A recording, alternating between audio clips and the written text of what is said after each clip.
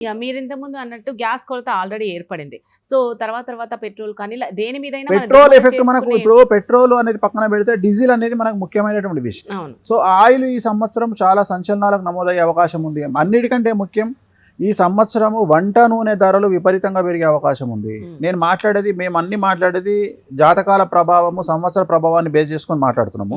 So నా ఉద్దేశం ప్రకారము ఈ సంవత్సరం వంట నూనె ధరలు మనకు ఉగాది 2026 ఉగాది కల్లా మార్చి 1 మీ కంపేర్ చేస్తే మార్చి 19 కల్లా నాకు తెలిసినంత వరకు 20-25 రూపాయలు పెరిగే అవకాశం ఉంది.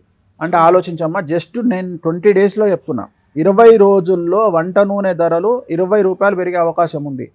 అంటే మార్చి 1వ తేదీ ఉన్నటువంటి ధర ఉదాహరణ 90 రూపాయలు అయితే మార్చి 19వ తేదీ కల్లా 110 రూపాయలకు వంట నూనె పెరిగే అవకాశం ఉంది. అది బ్రాండ్ను బట్టి పెరిగే అవకాశం ఉంది. ఖచ్చితంగా వంట నూనె ధరలు బాండ్ పేపర్ మీద రాసిస్తున్నా నేను, మీకు ఏప్రిల్ 1 కల్లా 20 నుండి 25 రూపాయలు వంట నూనె ధరలు పెరగబోతా ఉన్నాయి. అది ఈ నూనెల కిందికి డీజిల్ వస్తుంది, పెట్రోల్ వస్తుంది, గ్యాస్ వస్తుంది. ఇవన్నీ ఒకటే చట్రం కిందికి వచ్చేటువంటివి. ఇవన్నీ కూడా ఈ సంవత్సరం మనం సమస్యలు ఫేస్ చేయబోతా ఉన్నాం. ఇవన్నీ రేట్లు పెరిగేటువంటి అవకాశం ఉంది. నేను చెప్పేది డీజిలు, పెట్రోలు, వంట నూనె అండ్ గ్యాసు, ఈ 4 ఈ సంవత్సరం ఖచ్చితంగా మనం ఎప్పుడు చూడనటువంటి సమస్యలు అందుబాటులో లేకపోవడము లేదా విపరీతమైన రేటు పెరగడం. దీనికి కారణం ఇక్కడ ఉగాది అనేటువంటిది కాదు, దీనికి కారణము చతుర్దగ్రహ కూటమి.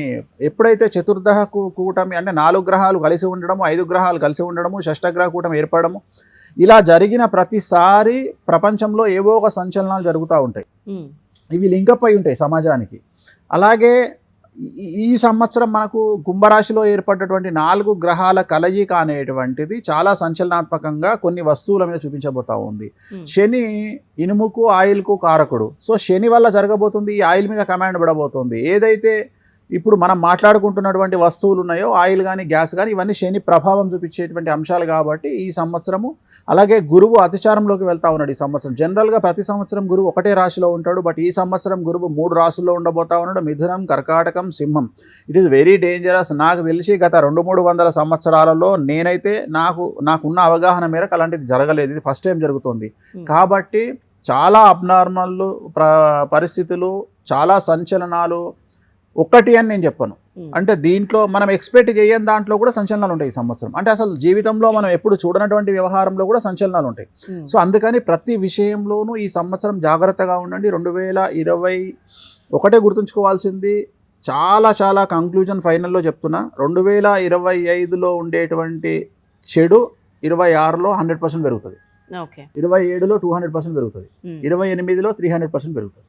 అంటే 2028 వరకు ఈ సిచ్యువేషన్ ఇలా వెళ్తూ ఉంటుంది. గుర్తుంచుకోండి. మనం ఆల్రెడీ ఇప్పుడు మీరు ఇంట్రడక్షన్లో ఏమడిగినారు, 2025లో చాలా సమస్యలు ఫేస్ చేసినాము, విశ్వావసనామ సంవత్సరం అన్నారు. సో 25 నుండి 28 తీసుకుంటే మన చెడు అనేటువంటిది 400%లో ఉంటుంది. కాబట్టి జాగ్రత్తగా ఉండండి. 28 వరకు ఈ సిచ్యువేషన్ కంటిన్యూ అయ్యేటువంటి అవకాశం ఉంది. 28 వరకు కంటిన్యూ ఉంటుంది. ప్రతి విషయంలోనూ కంటిన్యూగా ఉంటుంది. మరీ ముఖ్యంగా ఎక్కడైతే డబ్బు, ఎక్కడైతే పేరు ప్రఖ్యాతులు ఉంటాయో, సో ఎక్కడైతే పవర్ ఉంటుందో వాళ్ళకి ఈ సంవత్సరం పెను సంచలనాలు ఉండబోతా ఉంది.